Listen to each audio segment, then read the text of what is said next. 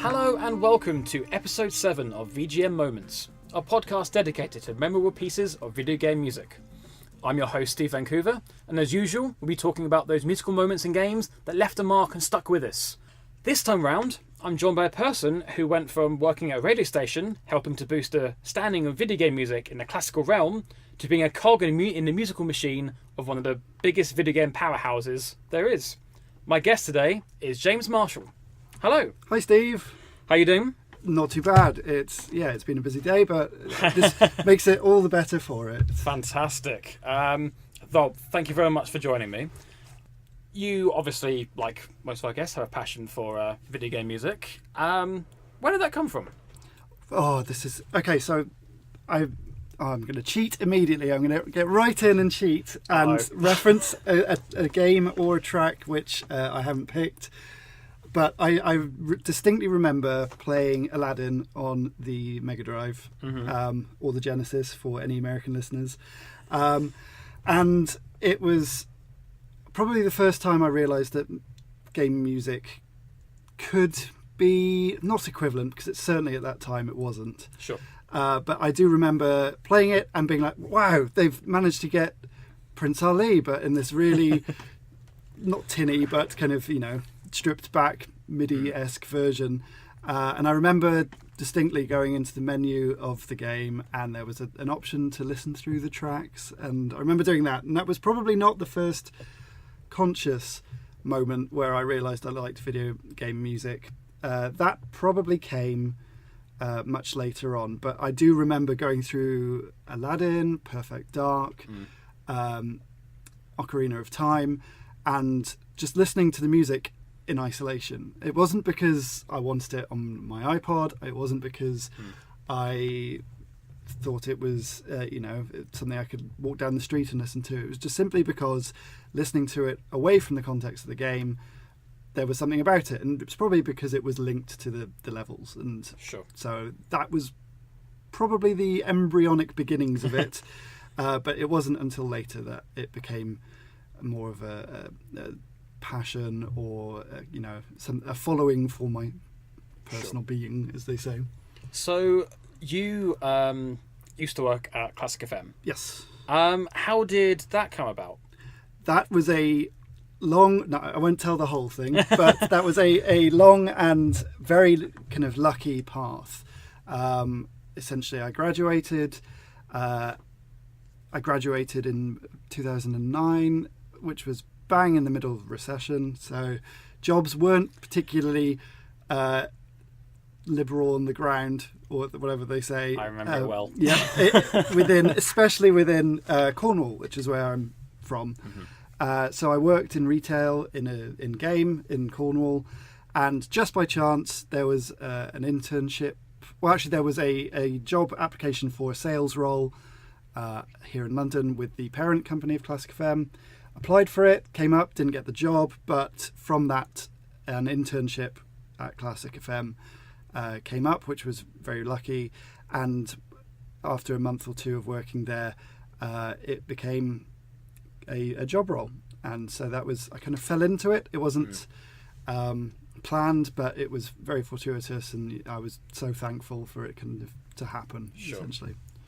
So during your time at Classic FM, obviously there's been this massive upsurgence, I guess, upsurgence, whatever the word is, of video game music amongst people pushing for it to go on the station, and also being played more and more on the station. One of the shows you were dealing with was Saturday Night at the Movies, which had a lot of video game specials. How was doing the research for that show? How was the reaction to classical music, I guess, outside of the fans? So, I mean, all credit goes to the producer of Saturday Night at the Movies, who is fantastic. They'd already done a game show before I'd been there, so there was definitely the kind of Classic FM were definitely behind it.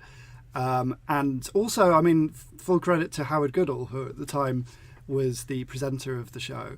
And so there were kind of various levels of how people reacted to it. First off, you had Howard Goodall, who brought a composer's view to the music, and that was fascinating to see. And it was what you essentially had on air was Howard going through each track that they played and kind of explaining some of the musical theory behind it, and that was absolutely fascinating. Then you had Classic FM, who were, as I say, fully behind it and very supportive of game music. Then you had the audience. So as you say, you had the fans, who I've never seen such kind of engagement with a program. It was, I think, still at the time a bit of a novelty to just hear this thing on the radio. You don't usually hear, let alone kind of the bigger stuff like Final Fantasy, and then suddenly you had these really niche songs and tracks playing from games that people love. And in the same way that a classical music aficionado might be really kind of emboldened and energized hearing a little known recording or something that's not usually played on radio. Same with games. So that was great. We had such fans on that side. And to be absolutely fair, the majority of Classic FM's audience, as far as my kind of involvement, seemed to be really behind it as well. Because Saturday Night at the Movies had been a long-running film music program. There are always detractors. There are always people who think classical music should be anything pre-1930 or 1920, and that anything after that, anything from films, anything from TV, anything from games, shouldn't be classified as classical music. Anything that didn't use standard classical instruments, anything that had drums or anything like that, was considered, shouldn't be played on Classic FM at all. And yeah, you had the one or two people who I remember getting, especially around the Hall of Fame. So I joined Classic FM just before the Hall of Fame, where, if I remember rightly, Final Fantasy came third. That sounds about right, yeah. And fully understandably, and I would almost be of the same opinion, that was a bit of a shake-up. And you had people writing in to say as much. And anyone who has followed either the classic VG music, keep game music in the Classic FM Hall of Fame kind of accounts and campaigns, or the We Love Game Music campaigns as well, you'll have seen that there's a big response on Facebook. And you can often, especially when there was one year where Classic FM had comments under every piece on the website, and you'd have something like The Planets, and you might have 5 comments going, "Oh, I love this is great," and then underneath Banjo-Kazooie you'd have 40, and about 80% of them would be people. Actually, I'll re-estimate that. About 40% of it will be people saying this shouldn't be anywhere near the Classic FM Hall of Fame, and then 60% of very kind of reasoned discussion explaining why it should. And it was very, very curious. It was fascinating again to be on the other side, be on Classic FM side, where, as we say, we're happy at the time when I was there, we were happy for all of this to be in there. This is great. This is it provoked discussion. It was re-energizing for a Hall of Fame which, to be honest, there wasn't much movement in the upper kind of quartile. It did stagnate a little bit. It had done. And so it was a little bit of a shake-up. And it was great. And I had to bite my tongue on occasions. I can certainly say that there were arguments that I disagreed with. There were even pieces of game music in the Hall of Fame I disagreed with. But I'm silently nodding along here. Yeah. But the the very fact they were in there, I think, shows that Classic FM are an open, forward-thinking radio station. And as we've seen since my time there, they've moved on leaps and bounds with game music, with High Score, and Jessica Curry presenting that show. It's really, really just absolutely fantastic, their approach to it, especially when you look at other radio stations, other media, which, in all honesty, are lagging behind still. You do get the occasional Radio 1 playlist where they go through some nice kind of niche tracks and things like that, and that's fantastic. But no one has been as much of a supporter, I think, of game music as Classic FM within at least the commercial radio sector. Definitely, yeah. But as you said, you have moved on from there since then. You now work for PlayStation. What do you do in your current role? Because it's still music related. Yep. So what do you currently do? So I'm junior music supervisor. So I work as part of our music team within the creative services group. We cover quite a lot of various musical roles within the kind of PlayStation brand. You'll find our team will be liaising with composers for music that actually goes in the game, specially composed. Conversely, there's also licensed music, so projects like Wipeout, Omega Collection, things like that will be the team that go out and secure those for the game. And then there are various kind of side projects. So we've got the Drive Club vinyl record, which was our first vinyl release. But then you've got the Spotify playlists, Spotify releases of soundtracks. You've got trailers, which we'll also be dealing with, whether it's custom or licensed music again. So we pretty much kind of cover most of the musical bits within European kind of territory. So it's a big task. Well, I'm glad you're very well versed in playlists, because we shall move on to your specific playlist. Your first track, I know you are a massive fan of this series, so I won't delay much longer. We'll dive straight into it and play your first piece.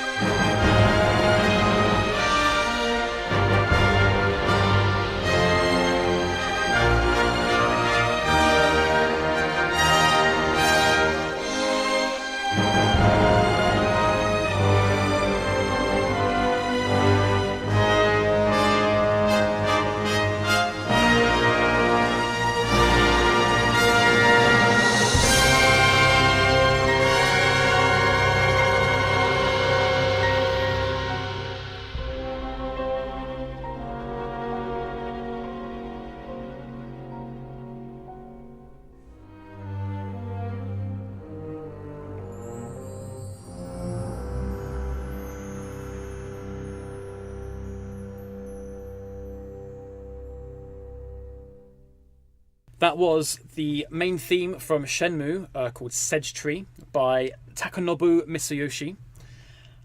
James, tell me a little bit about this piece and your love of Shenmue. Okay, so this is my holy grail of game soundtracks, or at least it was until I found it.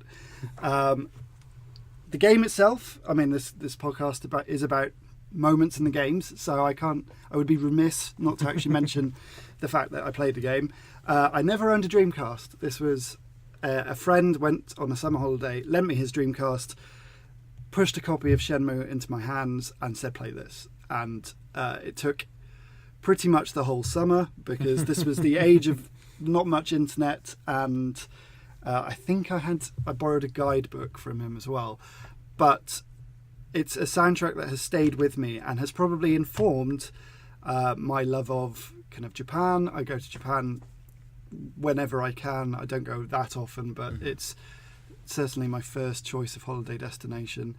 And it's that weird kind of, in that weird cyclical way, the second time I went to Japan, every time I went, I was looking for specifically the orchestral soundtrack. The very rare soundtrack, which I've also tried to look for on these shores. Not in Japan, but yeah, that's not exactly the easiest thing to get hold of. No, and even back in 2009, it was out of print. You can buy it anywhere for, or at least through kind of reputable sources. Non-bootlegs. Exactly. So,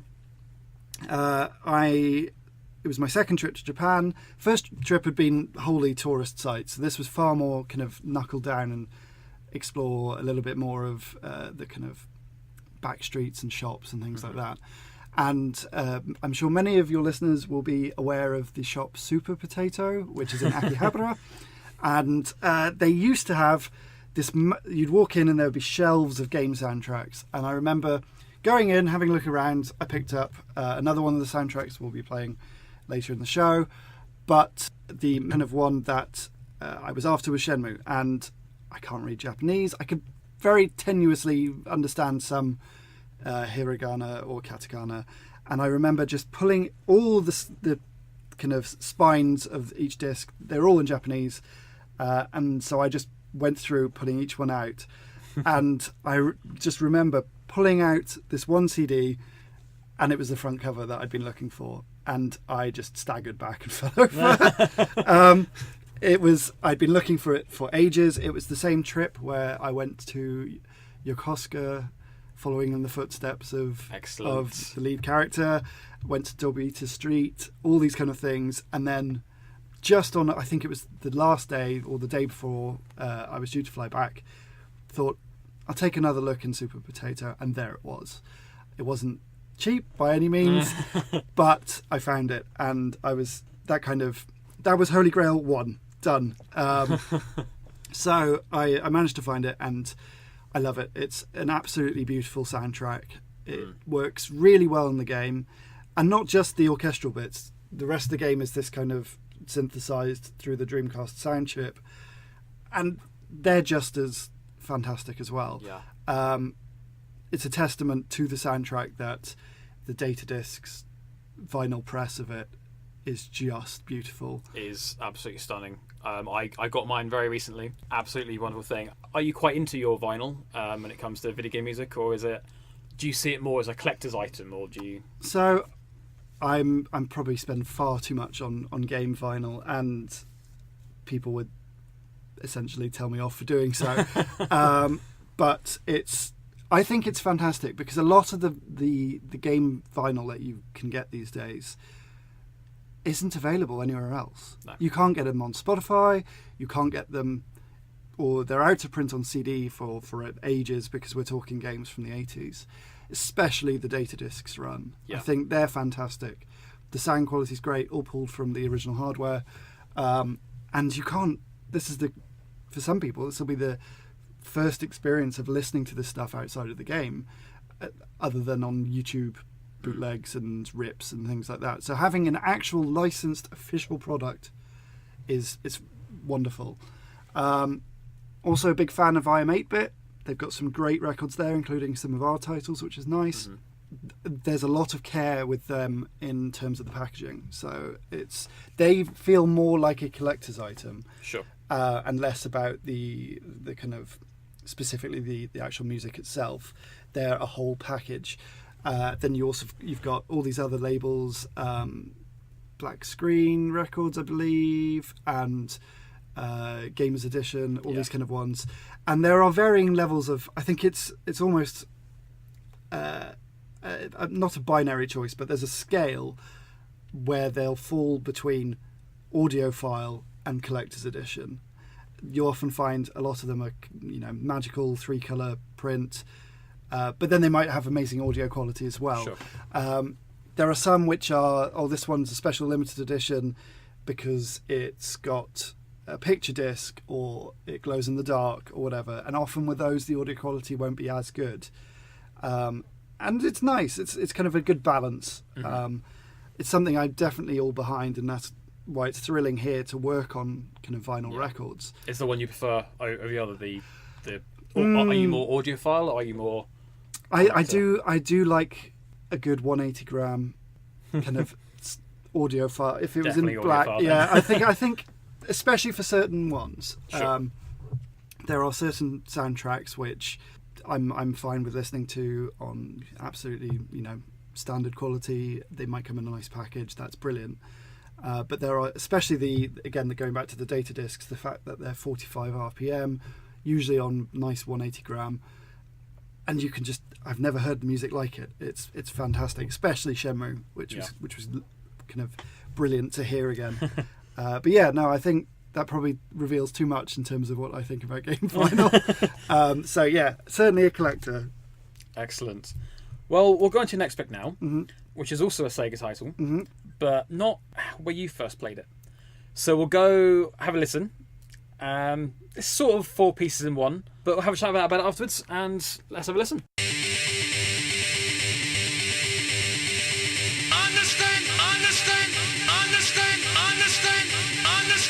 Understand the concept of love. Understand the concept of love.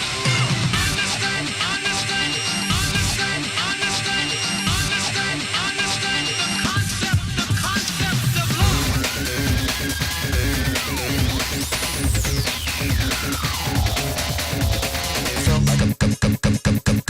And you're ready to flow.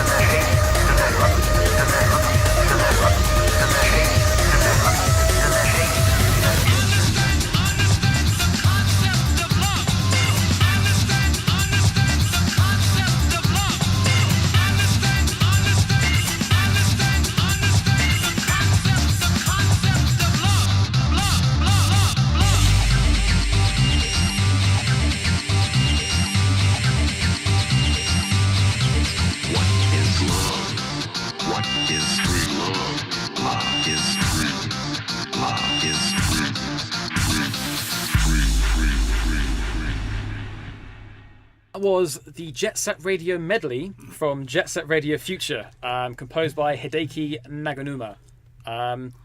James, tell me why you cheated and put 4 tracks in my list. So this is a cheat. This is total cheat. So this was one. Originally, I was going to pick Panzer Dragoon Auto, which was my second most sought after disc. And again, a Sega title. I seem to be definitely swaying towards them in my earlier stages. But no, Jet Set Radio Future, I love. It's probably the first game without an orchestral soundtrack or a cinematic soundtrack, which kind of really made me stand up and notice game music. It was an Xbox launch title, so it's already niche, and it was even more niche because no one bought it, I don't think. Never played the original, but you've got these fantastic... They haven't aged a day, and it's about 16 years later, I think, or something now, and they just sound... I'm going to use the word funky. They're great. You really want to kind of just move around, and they suit the aesthetic of the game really well. But the reason it sticks out, and the moment that kind of brought me to it, was that I remember I was an early adopter of the original Xbox.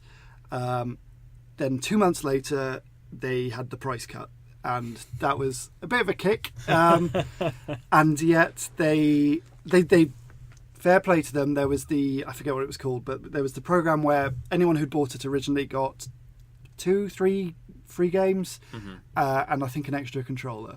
And however, I was not one of the people who got Jet Set Radio Future as those free games. I bought that at launch. However, everyone else, or most other people who picked up the game, were in that kind of free game category. And I remember standing in a game store in Truro, and there were these 2 lads browsing the shelves, and one of them just pointed to Jet Set Radio Future and said, "Mate, the music in this is," swear words, "terrible." And I just wanted to run over and go, "No, you're entirely wrong." I mean, yes, it does include Birthday Cake by Chiba Mato, which I have grown to love. Anyone who wants to go and listen to that, it's a little bit like nails on a chalkboard, but I love it. You have been warned, I guess. Yeah. But the actual... I think that I can't not hear the first bar of Concept of Love without just thinking of Jet Set Radio. And it's such a type of game that, had Sonic Mania not come out within the past few weeks, and had even Sunset Overdrive to a degree not kind of come out, I would say it's a type of game that has not been around for ages. No, there is, of course, the spiritual successor, which Hideki Naganuma has actually done music for, which I think is called Rover, or no, something like that. I remember the Kickstarter or Revolt, for it, yeah. but I can't. No, I'm terrible at Do you know remembering what? I possibly even backed it. I can't even remember. And unfortunately, I listened to the new music, and it just didn't have the same impact. Maybe it was because I was 14, 15, but yeah, it was that time. It was just after the kind of Dreamcast implosion, when Sega moved all their titles to Xbox, and it was just crystallized by that music. Sure. A slight spoiler for the rest of the list, kind of. This is slightly different sort of piece than most of the rest of your list. Are you generally more of a fan of orchestral music, or is this list more of an aberration, the fact that they're the moments, but actually you maybe do like 8-bit or 16-bit or electronic music a bit more? Yeah, so I'm very eclectic in tastes. I do sway probably towards orchestral. I can't not love things like Uncharted, Last Guardian, all these kind of recent titles, Remember Me, all these kind of things. But on the other hand, stuff like Life is Strange is just fantastic because of the licensed music and the composer being a member of one of those bands that were licensed. I mean, that's a fantastic way of using it. I'm just fascinated. It doesn't matter the genre, but if the music is implemented well, yeah, I'll love it. And one of my other favourites is Splinter Cell Chaos Theory. I remember, we'll gloss over the fact that it was probably entirely illegal, but there were rips of the soundtrack on YouTube before it was released on CD, and these were 15-minute long pieces, which basically ramped up from the lowest state of not being discovered to the highest. And the soundtrack by Amon Tobin was just fantastic. It was, if you haven't heard any of his stuff, it's totally it's a mixture of kind of drum and bass and electronica and really organic kind of sounds, but made into this rhythm. And Splinter Cell Chaos Theory was just like that. It was so well done and such a brilliant choice. And it makes that Chaos Theory, aside from the fact it is the best of the Splinter Cell series, but that one just stands head and shoulders above all the others because it was so relentlessly cool, because you've got these layers building up and they're curated by this, I think he's Brazilian artist who just did a fantastic job. So yeah, I any piece of music, throw it at me, I'll probably love it, but just don't put it in without doing something fun to it. Well, it's always good to have an eclectic taste. We'll carry on with your musical journey now, which again is a quite logical leap. You said you got an Xbox at launch, so the next piece is a very logical title any Xbox owner would listen to. So let's have a listen and we'll talk about it.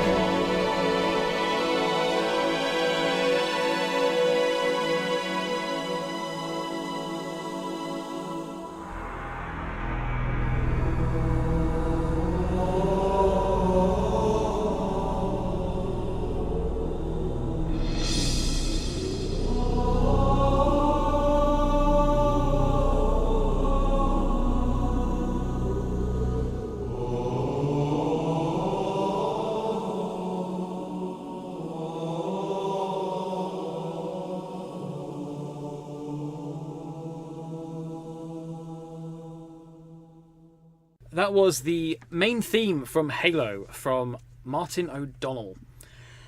James, tell me a little bit about this. So this is probably the track which is closest related to being a proper pure video game music moment. Halo was the game that hit me when I was 15. I think I was 15, and was, it would be the game that we'd lug our Xboxes round to each other's house to play LAN parties, and I just adored the story, and I was a bit of a Halo nerd for probably about 5 or 6 years. And that was, a lot of that was down to the music, which I don't think anyone can argue hasn't been one of the most pivotal pieces of music within the game industry.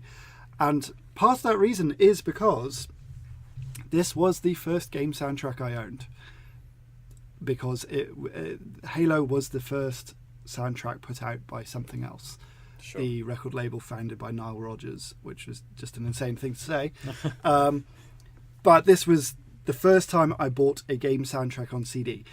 It wasn't the first CD I had, but even that kind of points to later things. The first CD I had was the #1 sci-fi album of sci-fi themes, which is the nerdiest thing I think I've said ever. It's not the worst album in the world. No, it's not Teletubbies or anything. No. So. So I think it was a logical step, and I remember ordering it. It came all the way from the States, because at that time it wasn't on Amazon here or anything, and that was the first thing I probably listened to outside of the game.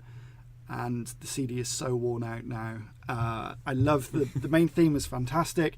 Halo was also one of the first games where I noticed the use of interactive music, where there was one bit in particular near the end of the game, the assault on the control room level, where you're walking just to the end of the level and this drum beat starts up. Then as you walk through one set of doors, a synth bass line comes in. Then as you walk through another set of doors, in come the Gregorian monks. And it was timed to perfection, and that gave me shivers, as did the rest of Martin O'Donnell and Michael Salvatore's score. I absolutely adore it. It's just beautiful. And yeah, I could listen to it for hours on end. Even later games, I think even though Halo 1, shouldn't call it Halo 1, Halo Combat Evolved is it's nowhere near as kind of musically complex as Halo 3. For me, it's the first. The original. It's the original. It's exactly... It changed kind of game music away from... I mean, this probably reveals too much that I wasn't a PlayStation owner, which is weird. Now I work at PlayStation, but which kind of changed the landscape of games. Before it, you'd had things like Lenny Moore's Outcast, which was critically acclaimed, but not many people heard. Halo was a widespread, massive launch title. Everyone knew Halo. And the music was just a step above. Yeah. Whether the same can be said of recent stuff, I really like Halo 4 and Halo 5. It's not quite the same without Martin O'Donnell, but I think it almost needed the room to breathe, but it's got a good musical legacy. When did you... are you still a Halo player? Are you as into Halo now as you were into Halo then? Well, I'm not reading the books anymore, so no. So I was one of the people who read every book they released. I had Halo clothes. This is terrible. I had Halo toys. I should call them action figures. Action figures. Posable action figures, yep. I hope. and unfortunately these days, Halo 5 I played through. It was fine. Yeah. And then never went back. And I think it's very much, it's part of my teenage years, and hasn't really, and my gaming tastes have moved on. Not so much the musical tastes. I will still happily listen to Light is Green from Halo 5 Guardians, which is stunning, but no, the game itself, I'm not one to be playing online every evening, unfortunately. You said this was your first gaming soundtrack you owned. How big is your collection? The soundtracks, not the games. Soundtracks. Okay. Oh, yes. So the games, I'm down to about 3 because I gave up one day and just said I'm going to sell everything. Soundtracks, CDs, I've got a limited selection, probably about 3 boxes, but they're essentially curated. There's nothing I desperately need on CD. Vinyl, we're looking probably now at approaching 40 to 50 records. Very nice. Yep.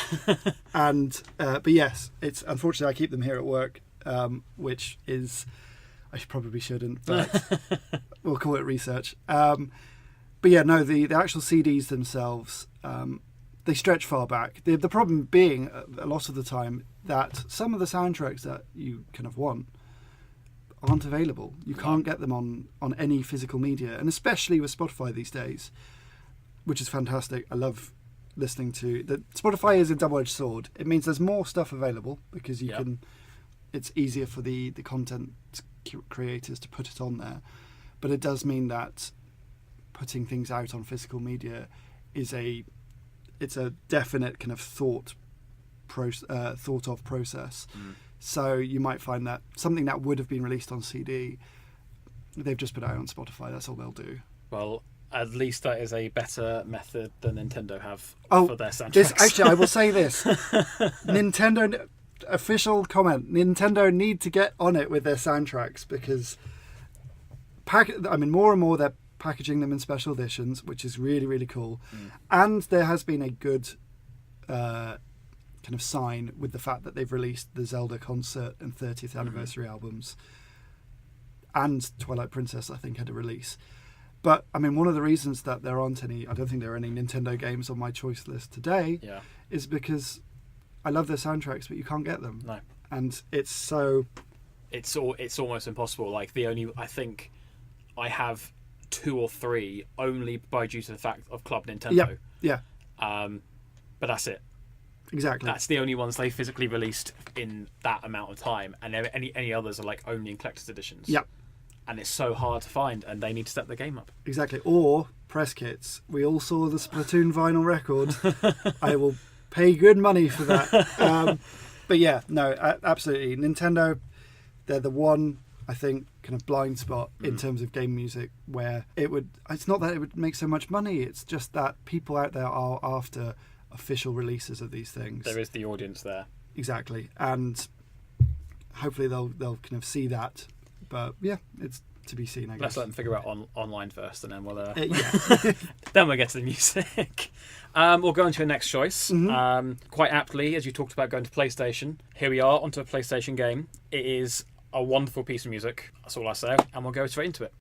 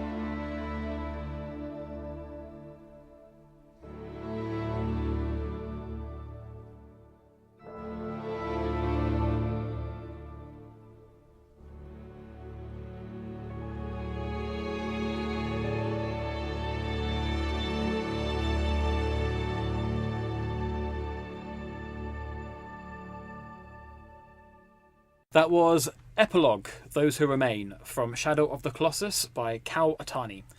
James, tell me a little bit about your experience with this piece of music.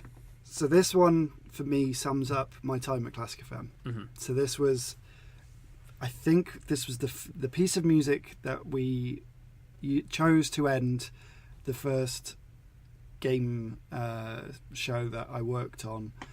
And I just remember the reaction to it on Twitter. I was manning the Twitter account for that show, and it was just an absolute, like a wave of exhilaration, because it's a beautiful, beautiful piece of music from a beautiful game. And I had people like Ted Timmins, the game director of Fable, going, "Ah, Shadow of the Colossus, this is amazing!" and tweeting at Classic FM, going, "You guys are amazing! This is fantastic!" And we had Austin Wintry listening in, and we had all these essentially heroes of mine that I was absolutely kind of enthralled by. We'd played Austin earlier in the show. We'd played Martin O'Donnell earlier in the show. But no offence to those guys, and as we've seen in your previous shows, Journey is a stalwart of the game music canon, and is well loved. Shadow of the Colossus is it's beautiful, but it's not known as much as Journey or as much as Halo or Call of Duty or whatever. And so to get that in the show, because we had someone request it, which was fantastic, and to have Howard Goodall explaining why it was so beautiful, and then to see the kind of reaction to it on social media, all that culminating with a beautiful piece of music, was just euphoric. It was fantastic. It was beautiful, and I'll never forget the reaction. And as has been seen, there were these massive spikes in kind of social media around these things, but that will always stand. It was a 7-minute kind of moment where commercial radio stopped, I'll say, and listened to it. And to think of people, we had people saying, I was driving home in my car and I turned to Classic FM and they're playing Shadow of the Colossus, and in a weird way I was living out my experience with the game through them, because they were remembering playing it because they'd heard it in the car, and nothing like it. And so it kind of goes down in history. And on top of that, the game is brilliant, and that piece of music plays over the credits. I'm not going to spoil anything, but by that point, it's the perfect ending to the game. And as we've seen with Team Ico and the Japan studio, they make great stuff, and the soundtracks match it. So yeah, it will go down in history for me as absolutely fantastic. Loved it. How many of the shows did you work on, the Classic FM ones? I think I worked on, because at the time we did them every 3 months or so, I think it was, and I kind of helped out with about 5 or 6, maybe 7. On top of that, I'd kind of help if there were any pieces of game music in the Hall of Fame, and they needed a bit of info, I would kind of contribute. Essentially what would happen is the producer would schedule all of it, and I would be there to kind of fact check, just to make sure that we didn't have anyone saying that's Shadow of the Colossus from the Xbox or anything like that. But there were request shows where I would kind of go through and maybe say, I think that one would really work, or maybe this kind of ordering would make sense. What were some of the weirdest requests? Oh, you get loads of anime requests, but I don't know if they're ever going to do it. I think there were lots of, unfortunately, chiptune requests, which just don't fit. I was always happy when we got something on air which was slightly out of Classic FM's remit. So something like Remember Me or the Metal Gear Solid theme with a bit more of an electronic spin on things. Remember Me especially, that's... Yeah. Because it's orchestral and classical at its core. Yeah. But obviously it's been remixed for the soundtrack. Chopped up everywhere. Yeah. And to hear Howard Goodall say how much he loved it when he heard it, that was really, really good to hear, I think. And it was nice also when Howard left and then Andrew Collins took over, you had this different spin on things, because Howard didn't play the games but knew the music, or at least musical theory that he could apply to it. Andrew was a lapsed gamer, so for him it was bringing his own kind of gaming knowledge to proceedings. But yeah, no, I worked on about, I'd say 5 or 6, and it was great. You'd get some dedicated listeners, of which you were one, Of course. and you'd also get families listening in, because it was something that, you know, the mother or the parents in the family wouldn't listen to this kind of thing, but their kids had asked to put it on, and suddenly you had the whole family listening to Classic FM, which at the time was not unheard of, but Definitely quite unusual. rare. Yeah. And so that was really nice to see. I can't think if we've ever had anything too weird, but there were certainly things. One of the things that I definitely kind of tried to do was to go for deeper cuts if I could. If it was something that not many people would have heard, or there was a specific fan base, I think one of the all-time, probably the weirdest request, NeoGaf requested something and got a shout out on air, Excellent. and that went down brilliantly on the forum. I believe they requested Bloodborne, Okay. so they kind of got their wish, and to hear that on the radio was great. But there were other things. It was really, really kind of positive to see things like Everybody's Gone to the Rapture get in the charts, at least for that weird 2 weeks where it got in the main charts and then had to be moved to another one, which is weird. But or just to see, I mean, Classic were really supportive with bands like Zyra, who did a remix of the Assassin's Creed theme and got their first airplay on Classic FM, and also premieres. If I remember rightly, Absu got its premiere on Classic FM. Did, yeah. There was a PlayStation game, I think, which got a premiere. But I think there was a Connect game as well. It Oh, was the Disney yep, one Fantasia. from Yep, Inonza. yep. So that got kind of a premiere, and that was such a platform for it, which was great. But it's down to the fans, really. It's down to the fans, the listeners. They're the ones that make it all worth it. And as I say, the response on Twitter from not only fans but the gaming industry itself was beautiful. Excellent. So we'll go on to your final piece now. Bring us right bang up to date with your career and life, I guess. I say life as if work is life, you know. Yeah, exactly. Life is work. Let's have a listen. It's a piece I'm pretty certain very few people who listen to this would have heard. So enjoy, and we'll talk about it afterwards.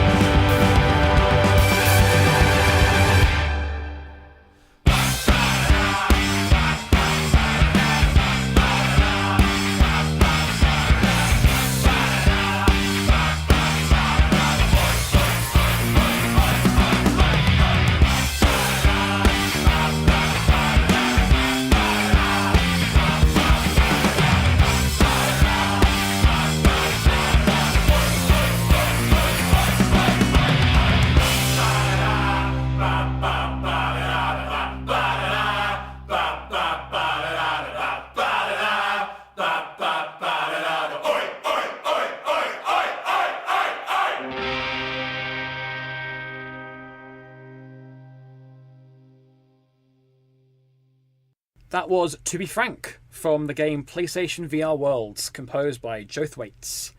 James, tell me a little bit about this. So this brings, as you said, us right up to date. This was the first...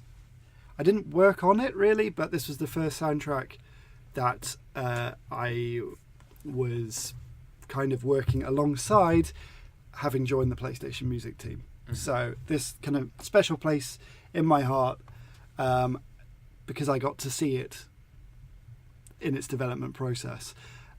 It's a wonderful piece of music. It works so well in the game. Very much The Clash meets James Bond. I love anything which is orchestral, tinged, whatever, rock, electronica, blah, blah, blah. And this is by two people who I can call good friends now, Joe Thwaites, Jim Fowler. And it kind of sums up, it's a nice bookend to where things are at. I remember it was such a strange kind of turn of events when I did manage to get here at PlayStation and then eventually into the music team, and Jim Fowler was there, and this is the guy that arranged and orchestrated Everybody's Gone to the Rapture, which is probably my most treasured of soundtracks. And here he is, and he's a lovely guy, and he's very witty and dry and all this kind of thing. And I just didn't know what to say. You can't really go, you can say I love your music, but then I was going to say things probably slightly more effusive than that. So I just felt I kind of bottled it and just said I really like it, and then I managed to get it on vinyl, and yeah, so it was just kind of a nice arc. So I went from years ago being absolutely into game music, and fast forward, and I'm now working kind of behind the curtain. I'm the one kind of doing it. I'm not at this point. I'm only a junior music supervisor. I'm not in control of any soundtracks, but the rest of the team do a brilliant job, and it's so enthralling to watch the process, to see early drafts, to go to orchestral recordings, to see them record layer by layer and instrument by instrument, and then build it up and then implement it and filter it and use it in, really kind of unexpected ways. And To Be Frank is one of those. There are so many stories behind it, and it's a great kind of, you can spend hours with Jim and Joe, with them telling you the story behind each track. I think on this one, the vocals were recorded by essentially the recording team at the end of the session or something like that. They all had to do a kind of drunken, Larry sound to things. And so you've got the music team doing that. There's a saxophone solo, which, if I remember correctly, is Jim doing it in one take, again at the tail end of a session. And it's this kind of thing that is what I think people out there would love to know. Sure. Stories behind game music, and it's something very, very kind of close to my heart, that I think there is an ever-growing kind of, not demand for, I think demand is too strong a word, but there is ever-growing passion for it. Yeah, and audience for it.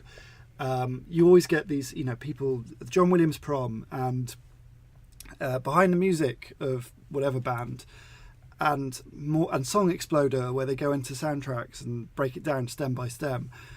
And it's podcasts like this and articles written by sites like the Sound Architect, which just kind of, not service, again is a bad word, but which really understand that there are people out there interested in this kind of field and want to know more about the music, and realise that game music can be done in totally new ways that you can't get in any other medium. And referencing again PlayStation VR Worlds, this was one of the first instances where music had to go in a VR game. Yeah. And that's a whole new frontier.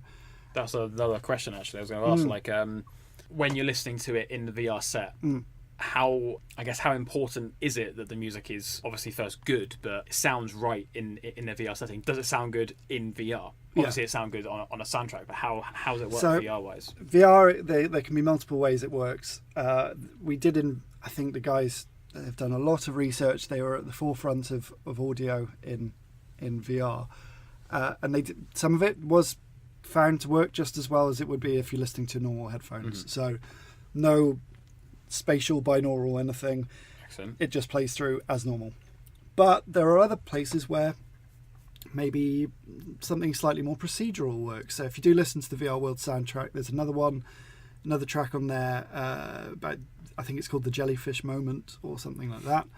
And in the game, there's a procedural depth to that, in that you're in a shark cage, you're going underneath the ocean, and jellyfish start to surround you. And as you look at them, they build up.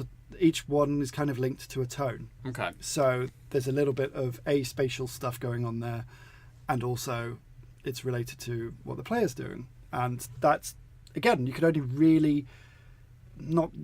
only do it in VR, but it works really well in VR. Then you've got things like diegetic music. So To Be Frank, the piece that we just heard, it plays in stereo, and then as it moves into the scene, it moves to the kind of radio in the pub. And now it's placed in the scene as you move your head around, so it's spatially placed. So there's things like that. And who knows, there could be loads of other ways of using audio in VR, and we're only just at the beginning of kind of exploring that. So it's a bold new frontier, as they say. Fantastic. I guess it's worth asking, is there any soundtracks from PlayStation you're looking forward to that you know are coming up, that anything you're looking forward to or people should look out for? So maybe we've just released, well, a few months ago we released Wipeout Omega Collection, which was probably the first thing that I was pretty involved with. Really brilliant curation by our senior music supervisor Duncan Smith. Absolutely banging soundtrack. It's great. And that's licensed music, so not composed for the game. Sure. But the way it's implemented in the game is fantastic. And there's a playlist on Spotify, so I'd recommend people listen to that, especially if they want to do a run or anything like that, because it's very high-paced. Is very good for that. Yep. Yeah. That's one of the recently released ones. Uncharted Lost Legacy was worked on by our American team, so they always do sterling work. Then I was very lucky to be at the recording of the God of War score. Oh, okay. Fantastic. Which you can see a brief snippet of footage of on the website. So that sounds great. I won't go into it anymore, but that sounds fantastic. I'll put a link for that into the description for the podcast for anyone interested. And then there's we're working on a few other projects, which we can't really say, but there's a lot of good stuff coming down the pipeline. Excellent. As well as hopefully a few things that your listeners will hear about fairly shortly. Fantastic. Well, thank you very much, James, for joining me. Been a very, very good in-depth discussion about your life, pretty much. It's just game music. Is there anything you'd like to tell the audience about? Plugs or anything? So if anyone does want to follow me, I don't tweet a lot, but I'm at Hendrix with 2 X's. I couldn't get the one with 1 X. And basically just kind of, I'd say anyone out there who is really into game music, just keep supporting it, because that's what will keep it going. That is very true. And you should keep listening to this, because this is very good. Yes, agreed. As usual, you can follow us on Twitter at VGM_moments. We're on Facebook somewhere, iTunes. We've got a YouTube. We may stick with YouTube. Don't know yet. Toying with that. But definitely continuing on iTunes and various other podcast platforms. But that is it for now. Until next time, thank you very much for joining us. And yeah,